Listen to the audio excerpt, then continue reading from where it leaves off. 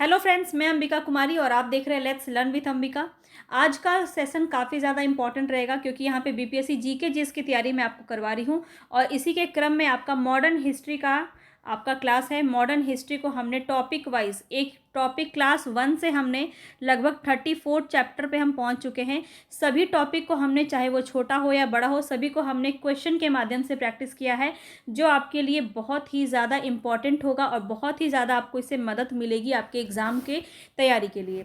तो यहाँ पे आज का जो टॉपिक है वो है आपका भारत का विभाजन एवं स्वतंत्रता। यहाँ से संबंधित प्रश्न काफ़ी ज़्यादा आपके बीपीएससी एग्जाम में देखने को मिले थे, तो कंप्लीट वीडियो को देखेंगे और सारे क्वेश्चन के आंसर आपको खुद से लगाने हैं और इसके बाद आपको ये भी बताना है कि कितने स्कोर आप इसमें कर पाएँ। लगभग 47 क्वेश्चन आपको इस टॉपिक से मिलेंगे और आपको बताने हैं कि 47 में आपके मार्क्स कितने हैं।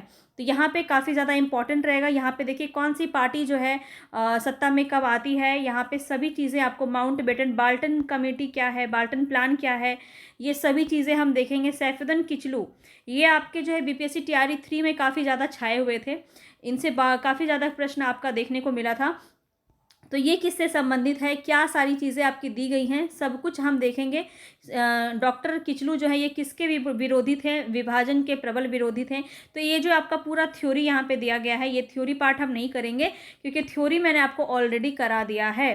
ठीक है, तो जो थ्योरी वाला क्लास है वो आपको ज़रूर देखना है, वो काफ़ी इंपॉर्टेंट रहेगा आपके लिए। ठीक है, भारतीय राष्ट्रीय आंदोलन का मैंने आपको थ्योरी क्लास भी लिया है, टोटल 12 वीडियो है उसमें, उसको आप कंप्लीट देख लीजिए। भारतीय राष्ट्रीय आंदोलन के नाम से पूरी प्लेलिस्ट बनी हुई है। इसकी प्लेलिस्ट की वे लिंक भी मैं आपको जो है डिस्क्रिप्शन बॉक्स में दे दूँगी, तो वहाँ से आप जाके ज़रूर देख लीजिएगा। बस दो ही चीज़ आपको करनी है, मॉडर्न हिस्ट्री और भारतीय राष्ट्रीय आंदोलन का थ्योरी क्लास। ये दो आप अगर कर लेते हैं तो हिस्ट्री में आपको बहुत ज़्यादा हेल्प मिलेगा, यहीं से प्रश्न आपका देखने को मिलता है। तो चलिए हम अपने स्टार्ट करते हैं क्वेश्चन की तरफ। चैनल पे नए हैं तो सब्सक्राइब ज़रूर कर लीजिएगा। आपको बीपीएससी के जीके जीएस की तैयारी में आपको 24 मार्क्स की करवा रही हूँ 6 to 12 के एग्ज़ाम के लिए, और 1 to 5 की बात करें तो पूरा 120 मार्क्स का तो आपका यही रहता है, जिसमें से ही 25 जोड़ दीजिए, 75 मार्क्स का जो है आपका लगभग मैं कराने वाली हूँ 1 to 5 में तैयारी। ठीक है, तो ये सारा आपका मार्क्स इसी से आ जाएगा, क्योंकि मैं आपको इसमें जो नए हैं उनके लिए मैं बता देती हूँ।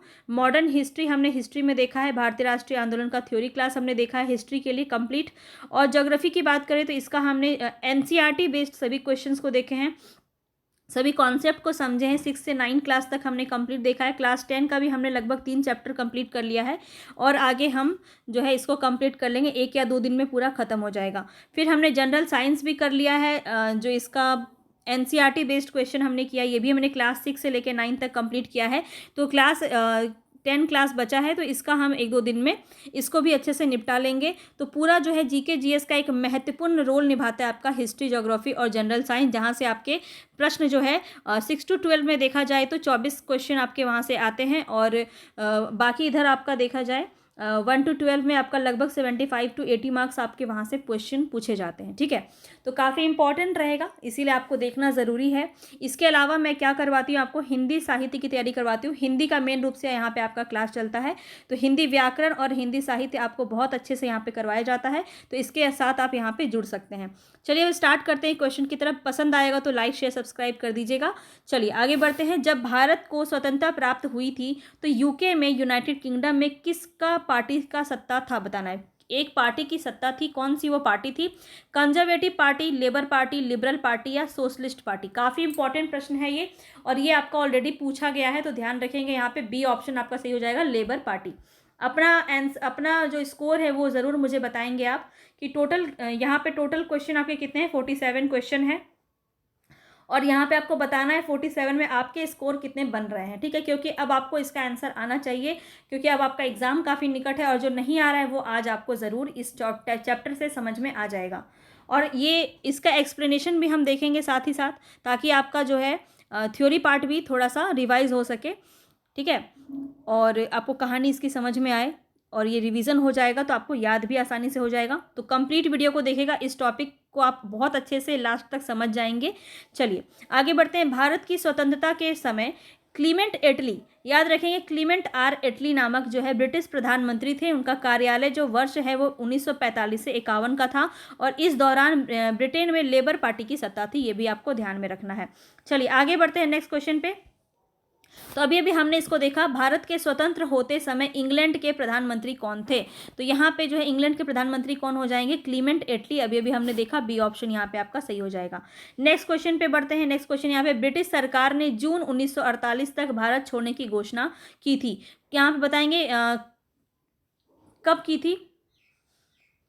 यहाँ पे आपको बताना है कि घोषणा जो की गई थी वो कब की गई थी। 1948 तक भारत छोड़ने की घोषणा कब की गई थी, 1946 में, फरवरी 1947 में, अप्रैल 1947 में, या फिर जून 1947 में। तो बहुत ही ज़्यादा इंपॉर्टेंट रहेगा ये क्वेश्चन का, आपको डेट भी याद रखना है, काफ़ी इंपॉर्टेंट है। बी ऑप्शन यहाँ पे आपका सही हो जाएगा, फरवरी 1947 में। तो यहाँ पे आप इसका जो कहानी है वो देख लेंगे। ब्रिटेन के प्रधानमंत्री एटली ने 20 फरवरी 1947 को हाउस ऑफ कॉमन्स में यह घोषणा की थी कि ब्रिटेन जून 1948 के पहले ही उत्तरदायी लोगों को सत्ता हस्तांतरित करने के उपरांत भारत छोड़ देगा। एटली ने लॉर्ड वेवेल के स्थान पर लॉर्ड माउंटबेटन को वायसराय नियुक्त किया, जिन्होंने 24 मार्च 1947 को वायसराय का पद ग्रहण कर शीघ्र ही सत्ता हस्तांतरण करने की पहल शुरू कर दी थी। तो याद रखेंगे लास्ट समय पे कौन जो है वहाँ पे वायसराय होता है, वो है लॉर्ड माउंटबेटन। ये भी क्वेश्चन आपका बहुत ज़्यादा पूछा जाता है, तो ध्यान में रखेंगे, काफ़ी इंपॉर्टेंट है। और ये कब पद ग्रहण किया था इन्होंने, तो 24 मार्च 1947 को। ठीक है, आगे बढ़ते हैं। नेक्स्ट क्वेश्चन है यहाँ पे आपका, लॉर्ड माउंटबेटन वायसराय के रूप में भारत आया। तो इसके बारे में आपको बताना है, सही बताना है गलत बताना है, देख लेते हैं। अच्छा, यहाँ पे कुछ नहीं दिया है, मतलब सही ही बताना है आपको। तो देखिए, भारतीय उपमहाद्वीप को विभाजित करने की विशेष हिदायत के साथ वापस आया था, भारत आया था, या फिर यथासंभव भारत को संयुक्त रखने की विशेष हिदायत के साथ आया था, जिन्ना के पाकिस्तान की मांग को स्वीकार करने के लिए आया था, या फिर कांग्रेस का विभाजन स्वीकार करने के लिए राजी होने के लिए वो आया था। तो किस वजह से लॉर्ड माउंटबेटन वायसराय के रूप में भारत आता है, ये आपको बताना है। और यहाँ पे आपका राइट ऑप्शन है, यथासंभव भारत को संयुक्त रखने की विशेष हिदायत के साथ आया था। तो बी ऑप्शन यहाँ पे आपका सही हो जाएगा। आगे बढ़ते हैं नेक्स्ट क्वेश्चन की तरफ। तो यहाँ पे देख लीजिए, इसके बारे में जान लीजिए, आपका बहुत सारा क्वेश्चन यहाँ से बन सकता है। 20 फरवरी 1947 को एटली ने हाउस ऑफ कॉमन्स के समक्ष बयान दिया कि जून 48 तक उनका भारतीयों को सत्ता हस्तांतरित करने तक इरादा है, और परंतु साथ ही यह भी कहा कि यदि तब तक एक संविधान का निर्णय ना किया गया तो ब्रिटेन को अधिकार होगा कि वह जिसे चाहे उसे शक्ति सौंप दे। मार्च 1947 में लॉर्ड माउंटबेटन वायसराय पद की शपथ लेते हैं और उनका कार्य भारत में ब्रिटिश शक्ति को समेटना था। उन्हें सत्ता के हस्तांतरण के लिए यथासंभव भारत को संयुक्त रखने की विशेष हिदायत दी गई थी, तथापि उन्हें इस बात के लिए अधिकृत किया गया था कि वे भारत के परिवर्तित परिस्थितियों के अनुरूप निर्णय ले सकते हैं, ताकि ब्रिटेन सम्मानजनक रूप से न्यूनतम हानि के साथ भारत से हट सके। माउंटबेटन शीघ्र ही सत्ता हस्तांतरण संबंधी वार्ताओं के दौरान इन निष्कर्ष पर भी पहुंचे कि भारत का बंटवारा तथा पाकिस्तान की स्थापना आवश्यक हो गई है। तो ये सभी बातें आपको समझ में आ गई। चलिए हम नेक्स्ट क्वेश्चन को देखते हैं। नेक्स्ट क्वेश्चन यहाँ पे आपका, कौन सी योजना भारतीय स्वतंत्रता का आधार बनी? क्रिप्स योजना, वेवेल योजना, माउंटबेटन योजना, इनमें से कोई नहीं। बताएंगे यहाँ पे आपका राइट ऑप्शन क्या हो जाएगा। तो ध्यान रखेंगे, यहाँ पे जो आपका राइट ऑप्शन है वो है माउंटबेटन योजना। सी ऑप्शन आपका यहाँ पे सही हो जाएगा। अब इसके बारे में क्या है माउंटबेटन योजना, ये देख लीजिए। माउंटबेटन ने 15 अगस्त 1947 को भारतीयों को सत्ता सौंपने के दिन निर्धारित किया। लगभग 2 माह चली वार्ताओं के बाद माउंटबेटन इस निष्कर्ष पर पहुंचे कि विभाजन ही एकमात्र विकल्प है। अतः उन्होंने इटली के वक्तव्य के दायरे में भारत विभाजन की एक योजना तैयार की, जिसे माउंटबेटन का नाम दिया गया। तो यहाँ पे इन्होंने भारत और पाकिस्तान के बंटवारे की बात भी की। तो माउंटबेटन योजना एक बहुत ही जिम्मेदार रहा यहाँ पे विभाजन के लिए। तो यहाँ पे राइट ऑप्शन आपका सी हो जाएगा। आगे बढ़ते हैं, माउंटबेटन योजना आधार बनी। बताएंगे किस चीज़ के लिए आधार बनी? ब्रिटिश शासन की निरंतरता के लिए, सत्ता के हस्तांतरण के लिए, देश के विभाजन के लिए, सांप्रदायिक समस्याओं के समाधान के लिए। तो यहाँ पे आपका राइट ऑप्शन क्या हो जाएगा? देखिए, सत्ता के हस्तांतरण के लिए भी था और देश के विभाजन के लिए भी था। सत्ता के हस्तांतरण के लिए ही तो उसको भेजा गया था वायसराय बन के, और देश का विभाजन भी इसने कर दिया। तो दोनों ही ऑप्शन यहाँ पे सही हो जाएगा। बी एंड सी दोनों ही ऑप्शन यहाँ पे आपका सही होगा। तो कॉन्सेप्ट को समझते हुए चलेंगे। प्रश्न में कुछ गड़बड़ी जो है आयोग भी प्रश्न में करता है, यही आपका यहाँ पे देखने को भी मिल रहा है। नेक्स्ट जो प्रश्न है आपका, भारतीय स्वतंत्रता अधिनियम द इंडियन इंडिपेंडेंस एक्ट जो है ब्रिटिश संसद द्वारा पारित कब होता है, ये बताना है आपको। बहुत ही ज़्यादा इंपॉर्टेंट प्रश्न है ये। भारतीय स्वतंत्रता अधिनियम ब्रिटिश संसद द्वारा कब पारित हुआ, ये आपको बताना है। जनवरी 1947 में, जुलाई 1947 में, अगस्त 1947 में या अगस्त 1946 में। तो यहाँ पे जो आपका राइट ऑप्शन है वो हो जाएगा जुलाई 1947 में। डेट याद रखेंगे, काफ़ी ज़्यादा इंपॉर्टेंट है डेट। माउंटबेटन योजना 3 जून 1947 के अनुरूप ब्रिटिश संसद द्वारा जुलाई 1947 में भारतीय स्वतंत्रता अधिनियम पारित किया गया, जिसमें भारत और पाकिस्तान नामक दो डोमिनियन की स्थापना के लिए 15 अगस्त 1947 का दिन निश्चित किया गया था। यह अधिनियम 18 जुलाई 1947 से प्रभावी हुआ। तो ये डेट आपको याद रखना है। चलिए आगे बढ़ते हैं। नेक्स्ट क्वेश्चन है यहाँ पे आपका, भारतीय स्वतंत्रता अधिनियम 1947 प्रभावी हुआ। अभी अभी आपने इसको देखा है, कब प्रभावी हुआ, 18 जुलाई 1947 को। तो सी ऑप्शन यहाँ पे आपका बिल्कुल सही हो जाएगा। आगे बढ़ते हैं। नेक्स्ट क्वेश्चन है यहाँ पे आपका, भारतीयों को वर्ष 1947 में सार्वभौम सत्ता सौंपने की योजना निम्न में से किस नाम से जानी जाती है। अब बताइए इसका आंसर आप दे सकते हैं कि नहीं, इसलिए मैं आपको कथा कहानी भी साथ में बताते हुए चलती हूँ, ताकि आपको एक हिंट मिलता रहे कि क्या प्रश्न का आंसर हो सकता है। तो यहाँ पे बताएंगे 9 नंबर में। ऐसे ही सारे टॉपिक को हमने ख़त्म किया है, बहुत अच्छे से समझे हैं, हर एक टॉपिक आपको समझ में आ जाएगा, इसकी गारंटी मैं आपको देती हूँ, क्योंकि बहुत बार हमने इसको रिपीट भी किया है, बहुत बार रिवीजन किया है क्वेश्चन को। तो एक एक वीडियो आपका काफ़ी इंपॉर्टेंट है, तो जाके ज़रूर देखिएगा। मॉडर्न हिस्ट्री को बिना आप पढ़े एग्ज़ाम देने नहीं जा सकते, क्योंकि यहाँ से प्रश्न आपका बहुत ज़्यादा पूछा जाता है। तो देखिए यहाँ पे माउंटबेटन, सी ऑप्शन आपका सही हो जाएगा। ठीक है, चलिए आगे बढ़ते हैं। नेक्स्ट क्वेश्चन है यहाँ पे आपका, भारत के विभाजन से संबंधित माउंटबेटन योजना की सरकारी तौर पर घोषणा कब हुई। माउंटबेटन योजना की सरकारी तौर पर घोषणा कब हुई, 4 जून 1947, 10 जून 1947, 3 जुलाई 1947 या फिर 3 जून 1947। तो यहाँ पे आपका राइट ऑप्शन क्या हो जाएगा, 3 जून 1947। ठीक है, 2 बार 3 बार इसको रिवीजन कर लीजिएगा क्वेश्चन को। अगर आप 2-3 बार देख लेते हैं वीडियो को तो बहुत अच्छे से आपको याद हो जाएगा ये। ठीक है, या फिर इसको नोट कर लीजिए, 2 ही ऑप्शन है। तो वीडियो को अगर स्पीड बढ़ा के आप 2-3 बार देख लेते हैं तो आपको चीज़ें याद हो जाती हैं अच्छे से। अब देखिए यहाँ पे कथन की मैं बात करूँ तो अंग्रेज़ों ने भारत को 1947 में स्वतंत्रता प्रदान करवाई। तो ये कथन क्या आपका सही है, तो ये कथन बिल्कुल सही है, सबको पता है ना। अंग्रेज द्वितीय विश्व युद्ध में निर्बल हो चुके थे, तो कारण क्या था स्वतंत्रता प्रदान कराने का, ये कारण था क्योंकि विश्व युद्ध के वजह से जो है अंग्रेज जो है बहुत निर्बल हो चुके थे अब, और उसके अंदर शक्ति नहीं बची थी भारत को झेलने की। ठीक है, भारत जो है विद्रोही रूप अपना चुका था और अब उससे लड़ने की क्षमता अंग्रेजों के अंदर नहीं रह गई थी। तो कारण आपका बिल्कुल सही है, दोनों ही सही हैं। तो यहाँ पे ए ऑप्शन आपका सही हो जाएगा, ए और आर दोनों सही हैं। ठीक है, कथन और कारण दोनों ही आपके सही हैं और सही व्याख्या भी इन्होंने किया है। आगे देखते हैं, नेक्स्ट क्वेश्चन की तरफ बढ़ते हैं। तो ये देखिए यहाँ पे इसके बारे में जान लीजिए पहले।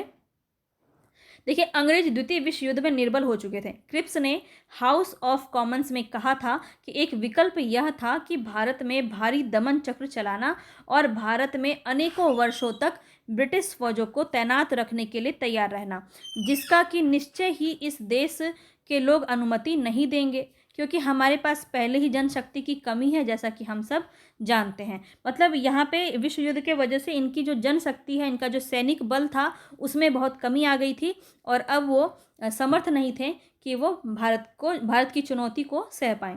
तो यही एक कारण था। चलिए आगे बढ़ते हैं नेक्स्ट क्वेश्चन पे। नेक्स्ट क्वेश्चन है यहाँ पे आपका, स्वतंत्र भारत कथन और कारण दिया गया है। कथन देख लेते हैं। स्वतंत्र भारत में ब्रिटेन की प्रभुता बनी रही। स्वतंत्र भारत में ब्रिटेन की प्रभुता बनी रही। तो क्या ये कथन आपका सही है? बिल्कुल भी नहीं है, तो ये आपका गलत हो गया ना। स्वतंत्र भारत में ब्रिटेन कहाँ है, वो तो चला गया। तो कारण देख लेते हैं। स्वतंत्र भारत के गवर्नर जनरल की नियुक्ति ब्रिटेन के संप्रभुता शासक ने की।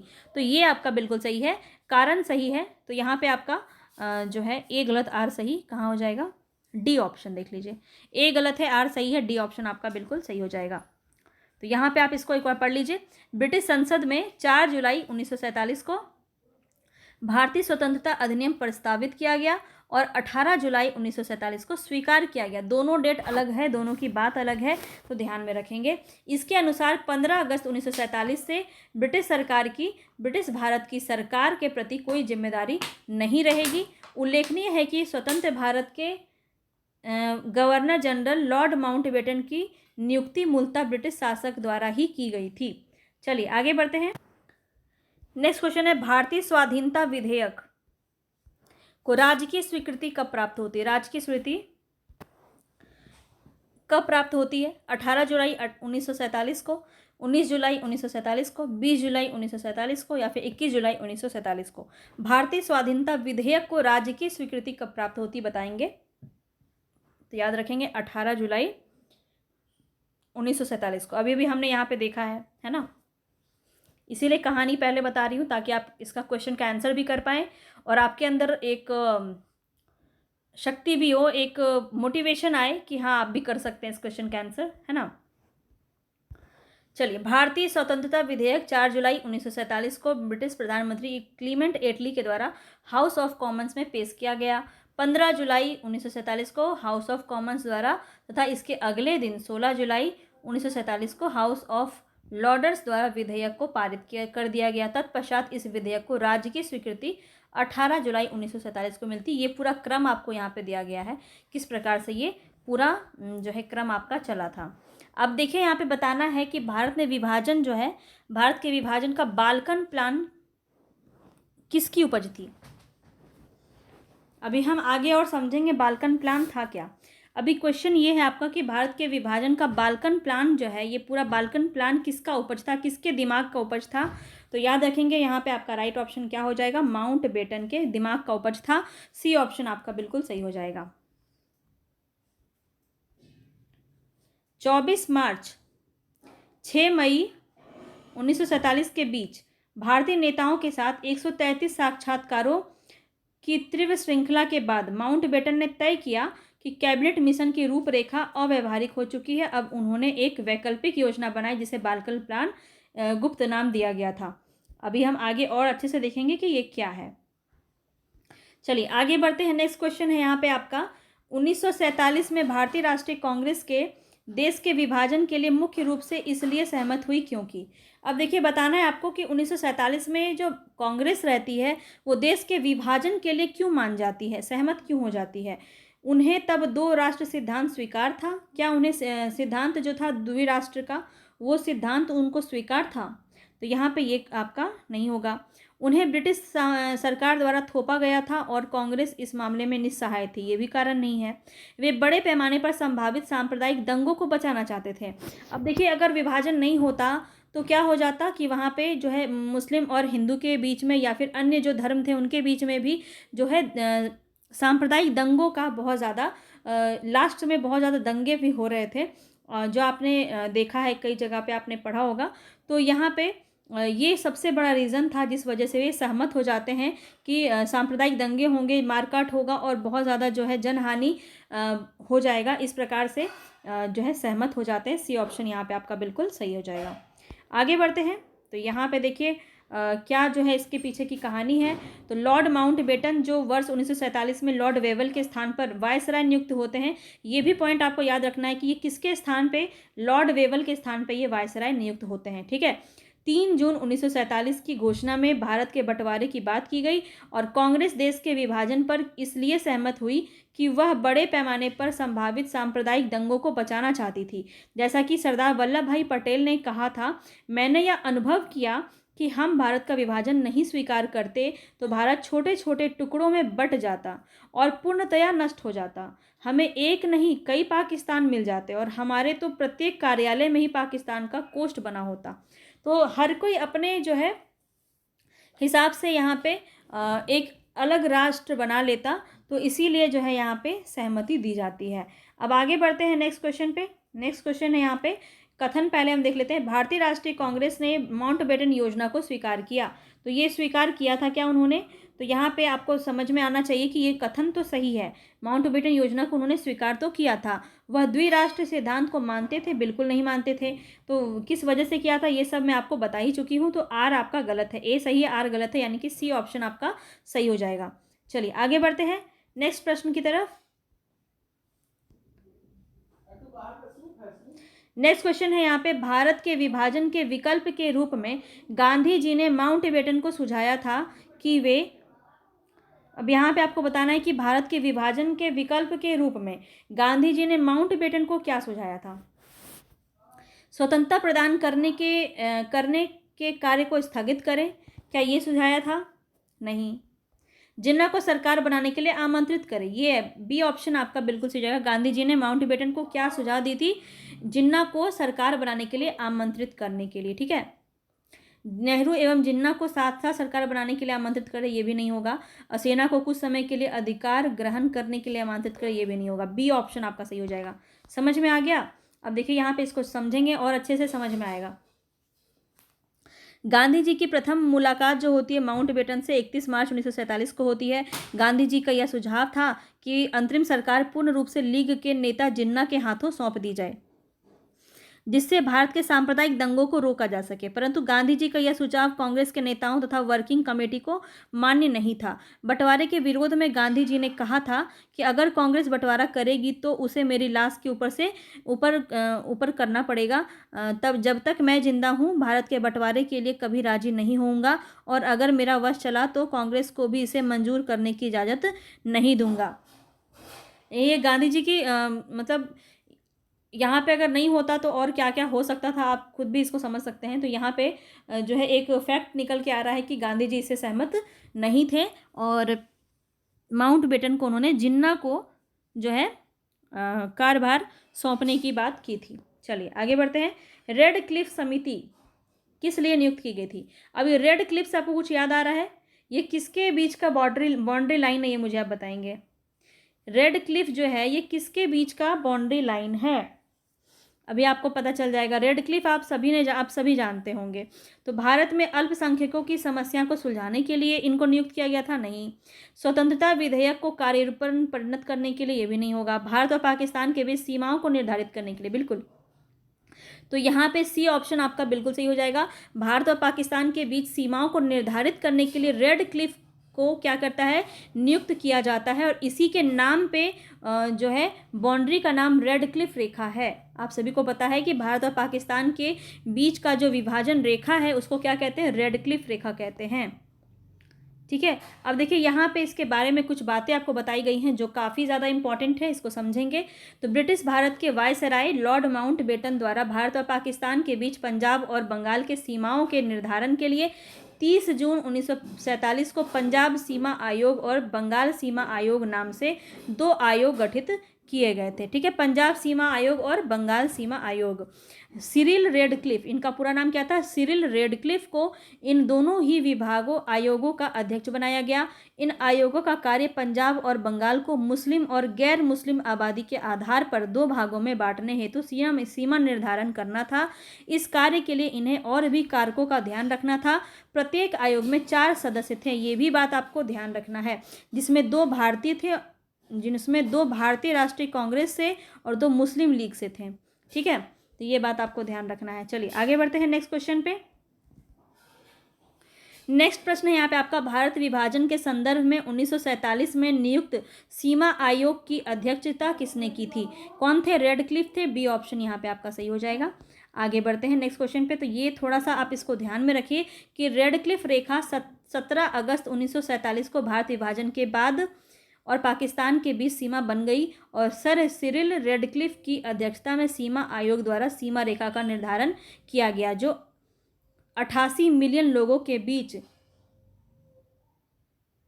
4,50,000 स्क्वायर किलोमीटर क्षेत्र को न्यायोचित रूप से विभाजित करने के लिए अधिकृत थे। तो ये फैक्ट आपको ध्यान में रखना है। चलिए आगे बढ़ते हैं। भारत के विभाजन को टालने का अंतिम अवसर समाप्त हो गया था।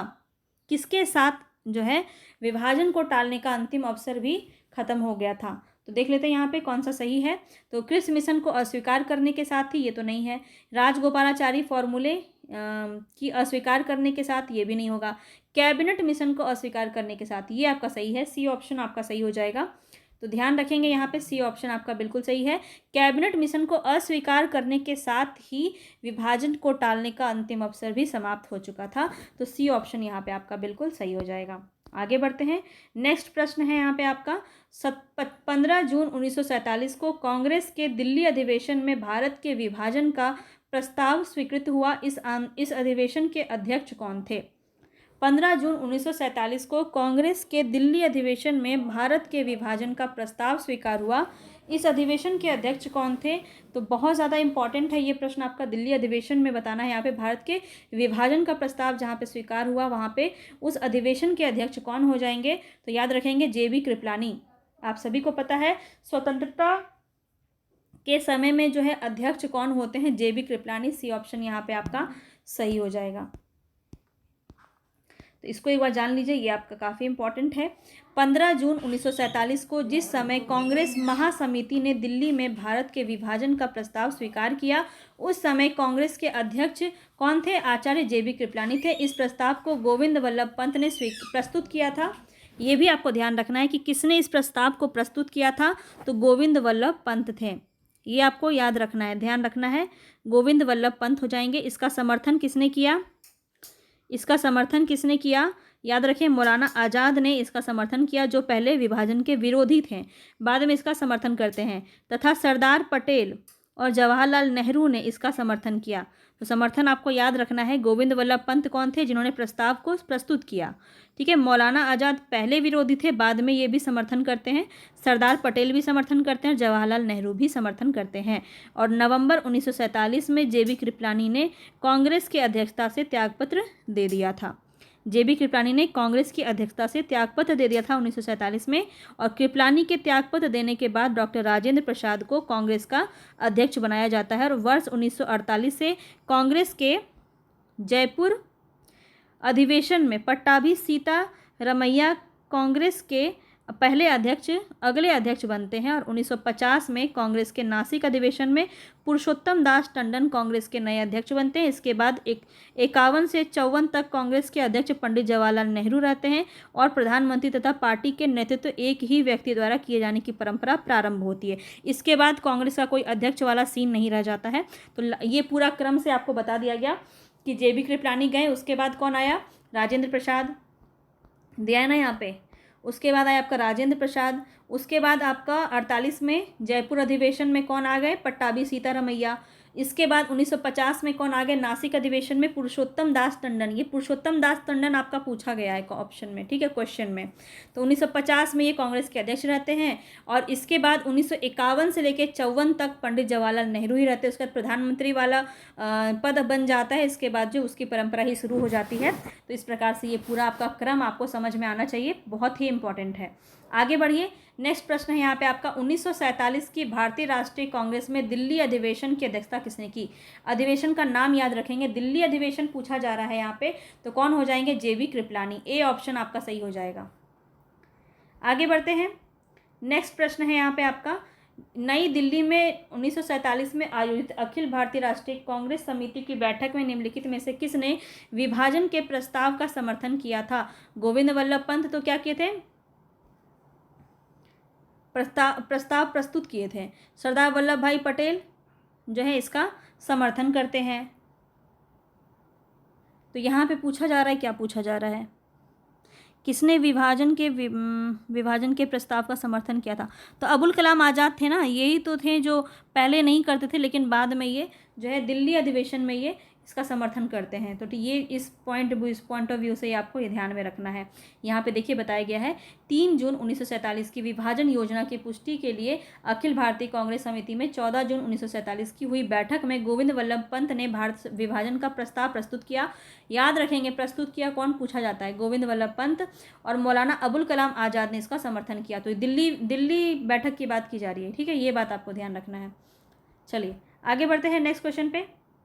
नेक्स्ट जो आपका प्रश्न है वो है, निम्नलिखित में से किसने 1947 के कांग्रेस कमेटी की बैठक द्वारा विभाजन के प्रस्ताव के पारित होने को राष्ट्रवाद का संप्रदायवाद के पक्ष में समर्पण के रूप में लिया? बहुत ही प्रसिद्ध प्रश्न है, बताएंगे। राष्ट्रवाद का संप्रदायवाद के पक्ष में समर्पण के रूप में लिया, किसने लिया?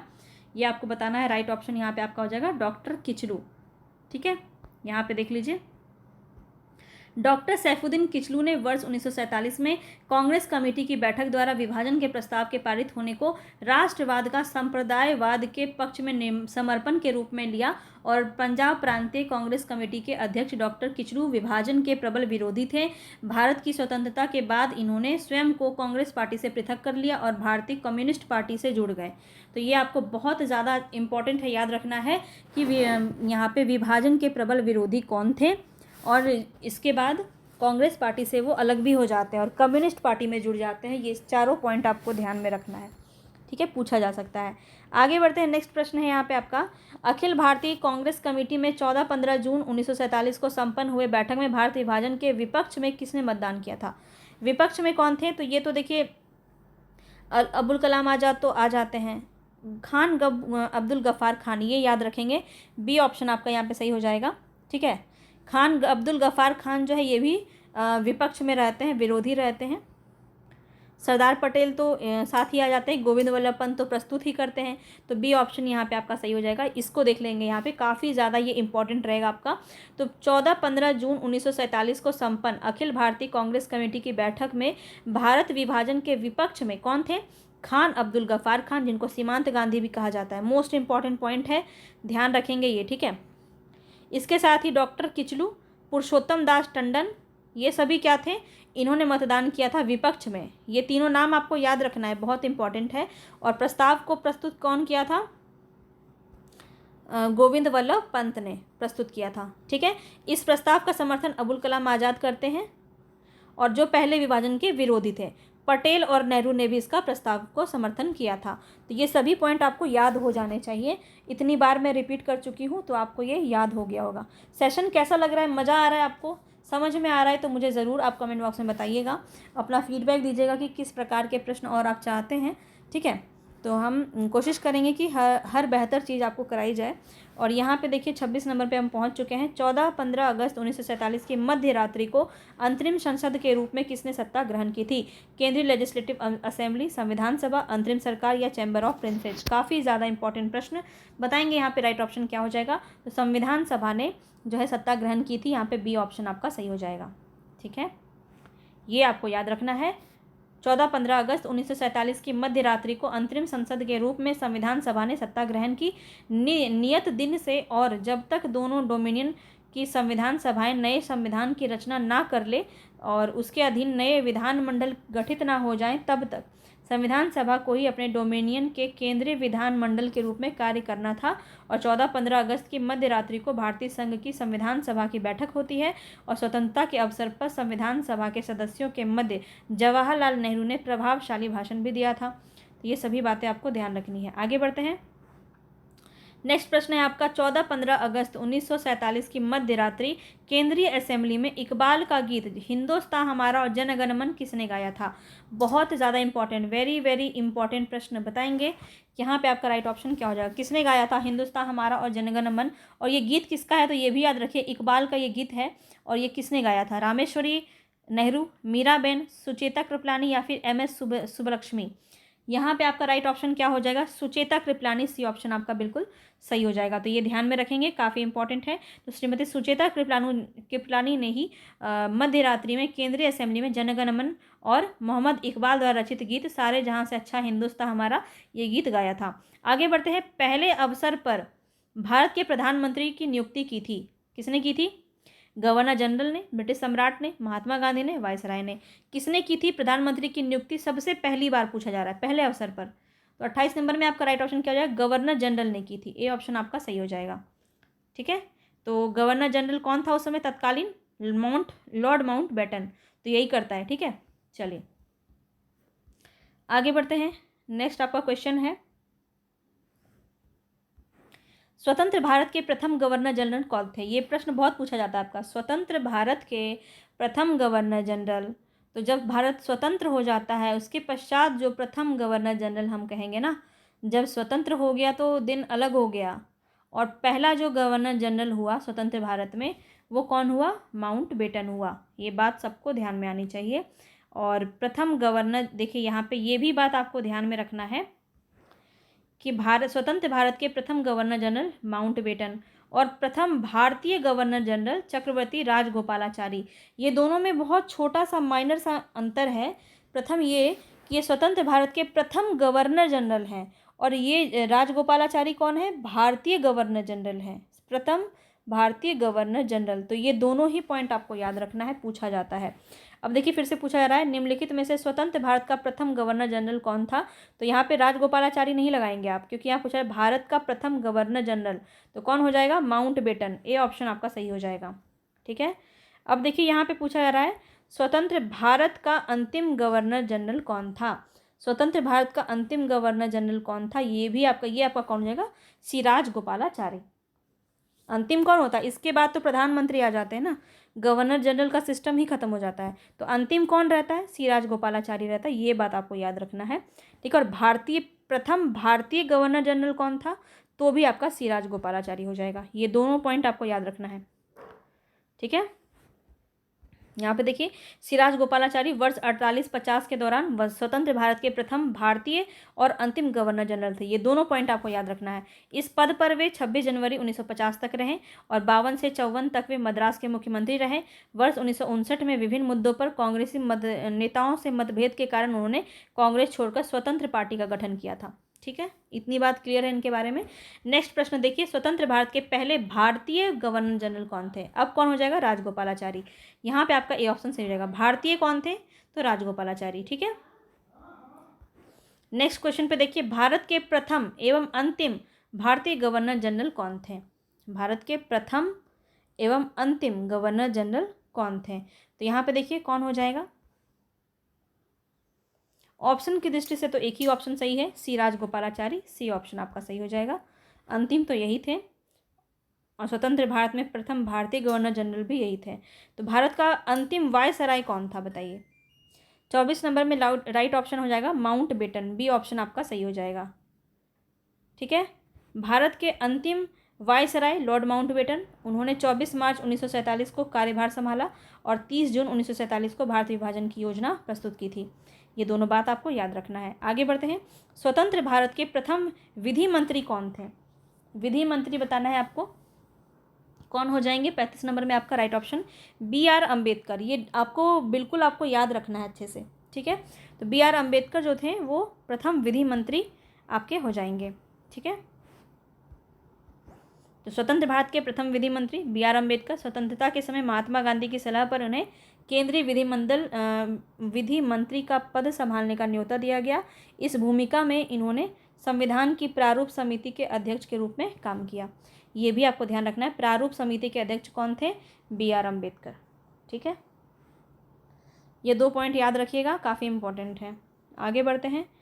नेक्स्ट क्वेश्चन क्या है आपका, क्रम से क्वेश्चन पूछा गया है। बिल्कुल प्रारंभ से भारत के राष्ट्रपति पद पर आसीन व्यक्तियों का जो है निम्नलिखित में से कौन सा सही क्रम है। अब बताएंगे यहाँ पे कौन सा सही ऑप्शन आपका हो जाएगा। तो देखिए, राजेंद्र प्रसाद होते हैं पहले, उसके बाद S. राधाकृष्णन, उसके बाद जाकिर हुसैन, उसका V.V. गिरी। तो यहाँ पे आपका डी ऑप्शन सही हो जाएगा। राष्ट्रपति पद पे राजगोपालाचारी नहीं होगा। फिर यहाँ पे आप देखिए तो जाकिर हुसैन पहले होने चाहिए थे, ये भी नहीं होगा। यहाँ पे भी आपका नहीं है तो नहीं होगा। ठीक है, डी ऑप्शन आपका सही हो जाएगा। इसका डेट भी आप यहाँ पे दिया हुआ याद रखेंगे। चलिए आगे बढ़ते हैं। नेक्स्ट क्वेश्चन है, माउंटबेटन की अध्यक्षता में बनी विभाजन परिषद में भारतीय राष्ट्रीय कांग्रेस का प्रतिनिधित्व किया था, किसने किया था। माउंटबेटन की अध्यक्षता में बनी विभाजन परिषद में भारतीय राष्ट्रीय कांग्रेस का प्रतिनिधित्व किसने किया था। अबुल कलाम आज़ाद, जवाहरलाल नेहरू, सरदार पटेल या फिर राजेंद्र प्रसाद ने। तो याद रखेंगे यहाँ पे जवाहरलाल नेहरू और सरदार पटेल ने किया था। 2 और 3 यानी कि बी ऑप्शन आपका सही हो जाएगा। ठीक है, चलिए आगे बढ़ते हैं। नेक्स्ट क्वेश्चन है यहाँ पे आपका, माउंटबेटन योजना में निम्नलिखित में से किस प्रांत के लोक निर्णयार्थ संतुति की थी। माउंटबेटन योजना जो था उसने निम्नलिखित में से किस प्रांत में लोक निर्णयार्थ संतुति की थी। सिंध, बलूचिस्तान, उत्तर पश्चिम सीमांत प्रांत या सभी। बताएंगे यहाँ पे आपका राइट ऑप्शन क्या हो जाएगा। तो ऑप्शन डी सही हो जाएगा, क्योंकि ये सभी था, सिंध भी था, बलूचिस्तान और उत्तर पश्चिम सीमांत प्रांत, ये तीनों ही आपके देखने को मिलते हैं।